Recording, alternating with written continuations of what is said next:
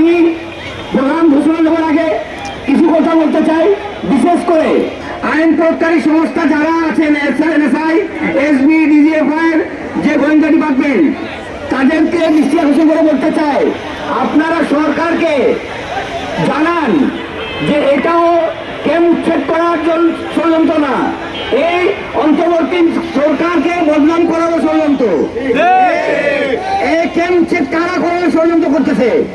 যারা স্বৈরাচার বিগত সরকারের আমলে ছিল, তাদেরই প্রভাবশালী নেতৃবৃন্দের আর্থিক স্বজনদের পর তারা টাকা পয়সা খরচা করে গৃহায়ণ মন্ত্রণালয় থেকে এবং সচিবালয় থেকে, জনপ্রশাসন থেকে এই অর্ডারগুলো করে কিছু টাকা পয়সা খরচা করে নিয়ে আসা আমাদেরকে হয়রানি করার সঙ্গে সঙ্গে যেন সারা বিশ্বে, এটা আমাদের বিষয়, উন্নয়নশীলের বিষয়, ইন্টারন্যাশনাল বিষয়, এই সারা বিশ্বে যেন এই সরকার বদলান হয় এই ষড়যন্ত্র, তারা যেন এই ষড়যন্ত্র আমাদের সঙ্গে করা না হয়।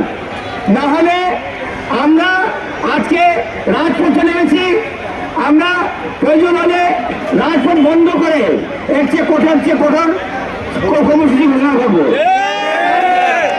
তারই মধ্যে আমরা মিরপুর এসপি জার্সির পক্ষ থেকে ক্যাম্পবাসী ভাইদেরকে নিয়ে সর্বপ্রথম শনিবার সকাল 9টা থেকে অনির্দিষ্টকালের জন্য অনশন ধর্মঘট, সকাল 9টা থেকে শনিবার অনশন ধর্মঘট ঘোষণা করছি। শনিবার যদি সরকারের পক্ষ থেকে ক্যাম্প উচ্ছেদ থামানোর বিষয়ে কোন নির্দেশনা যদি না আসে, তাহলে রবিবার বেলা 1:00 সময় আমাদের 10 জন লোক গায়ে কাফন করে, গায়ে কেরোসিন তেল দিয়ে নিজের প্রাণ আত্মহত্যা ঘোষণা দিবে। এখানে শেষ না, যদি তারপরেও না থামে, প্রতি ঘন্টায় আমাদের সংগঠনের পক্ষ থেকে 10 জন করে আত্মহত্যা ঘোষণা দিবে। এটা শুধু আমরা কোনো হুমকি দিচ্ছি না, আপনারা যদি বাস্তবে দেখতে চান তাহলে আমাদের ক্যাম্পে উচ্ছেদ করে দেখান, প্রমাণ করে দিব। 10 জন না, প্রয়োজন হলে 10,000 লোক আমরা জান দিতে প্রস্তুত। যদি আমরা শান্তির মতন থাকতে না পারি, শান্তি এমনি তো মানবিক জীবন যাপন করতেছি, আর ঠিক ঘরে 10 জন মানুষ থাকি। 53 বছরে যতগুলি সরকার আসছে, সকল সরকারই বলেছে যে আপনারা থামেন, আপনাদের প্রত্যাবাসন অথবা পুনর্বাসন করার ব্যবস্থা হবে, এই আশ্বাস দিয়ে গেছে, কিন্তু কেউ এখন তো করে নাই। কিন্তু উচ্ছেদ করারও সাহস কেউ পায় নাই। এই সাহস কোথায় থেকে আসলো? এই অর্ডার কোথায় থেকে পেল? তারা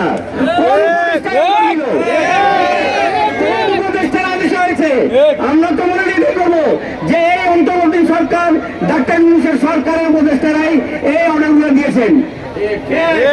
যদি এটা হয় তাহলে সারা বিশ্বে যে সুনাম আপনারা অর্জন করেছেন তার চেয়ে বেশি আপনাদের সুনাম ক্ষুণ্ণ হয়ে যাবে।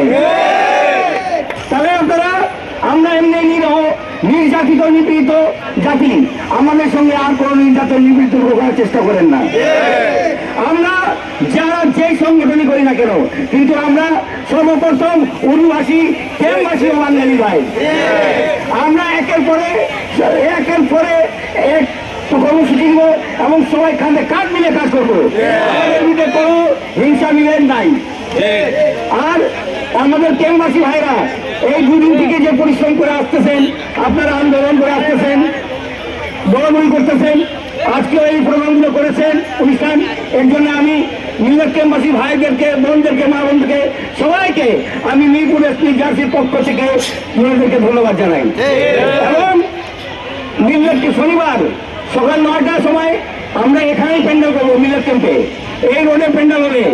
এখানে আমি অনুরোধ করবো মিরপুরে যতগুলো বাঙালি ভাইরা আছেন তারা সকালে যেন এই অনশন ধর্মঘটে আপনারা অংশগ্রহণ করবেন। এবং যদি সরকারের পক্ষ থেকে শনিবার কোনো সিদ্ধান্ত না আসে, আমরা কিন্তু অনশন ভেঙে দিব না, আমরা অনশন চালিয়ে যাব সারাদিন, সারা রাত। রবিবার দুপুরে 1টা পর্যন্ত লাস্ট টাইম। রবিবার যদি 1টার মধ্যে যদি কিছু না হয়, তাহলে এই দেশে যা ঘটবে সারা বিশ্ব দেখবে, এবং তখন এই দেশের, এই সরকারের মান কত ক্ষুণ্ণ হবে তখন আপনারা বুঝবেন। আমাদের যারা আমরা যারা প্রাণ দিব, এর দায় দায়িত্ব এই সরকার এবং বাংলাদেশের যতগুলো আইন সংস্থা প্রয়োগকারী আছেন তাদেরকে দায় দায়িত্ব বহন করতে হবে।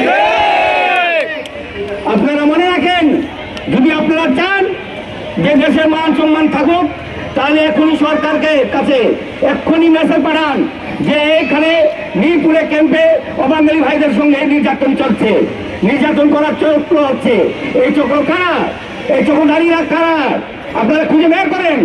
হঠাৎ করে কিভাবে সিদ্ধান্ত চলে আসে যে এখানে 3000 পরিবার বসবাস করে সেই ক্যাম্প উচ্ছেদ করে দেবেন আপনি? এটা কি মগের মুখ? এটা তো কোনো বস্তি নাই। এই ক্যাম্পে বিদ্যুৎ ফ্রি আছে, কেন আছে? পানি ফ্রি আছে, কেন আছে? এটা ইন্টারন্যাশনাল লয়ের কারণে আছে। আপনারা জানেন যে নাসিম খান জেনারেল ক্যান্সারে এই চুক্তি হয়েছিল। তারপরে 1992 রাস্তা এবং বাংলাদেশ সরকার পাকিস্তান সরকারের সঙ্গে, তখন বিএনপি ক্ষমতায় ছিল, তার সঙ্গে চুক্তি হয়েছিল যে তারা পুনর্বাসন প্রত্যাবর্তন করবে। তখন তারা 1992 3 জানুয়ারি 325 জনকে প্রত্যাবর্তন করেছিল পাকিস্তান। এবং এই অবাঙালিদেরকে পুনর্বাসন করার জন্য তখন পাকিস্তানের প্রেসিডেন্ট জিয়াউল হক একটি রাফটার ট্রাস্ট করেছিলেন, যিনি বাংলাদেশের মীর কাসিম, জামাত ইসলামের মীর কাসিম এই ট্রাস্টের চেয়ারম্যান ছিলেন। সেখানে জিয়াউল হক পাকিস্তানের 100 কোটি রুপি নিজে নিয়েছিলেন এবং বিশ্ব থেকে ফান্ড কালেকশন করা হয়েছিল। সেই টাকাগুলো তো আমাদের আছে, এই রাফটার ট্রাস্টে আমাদের টাকা আছে। আপনারা ওই টাকা নিয়ে আমাদেরকে পুনর্বাসন করার ব্যবস্থা করেন, তারপরে আমরা খালি করে দেবো, আমাদেরকে খালি করতে হবে। যদি না করেন, এর পরিণাম যে আমরা কর্মসূচি ঘোষণা দিয়েছি অক্ষরে অক্ষরে ইনশাআল্লাহ আমরা পালন করবো। আপনারা কি আমার সঙ্গে একমত আছেন? আপনারা কি একমত?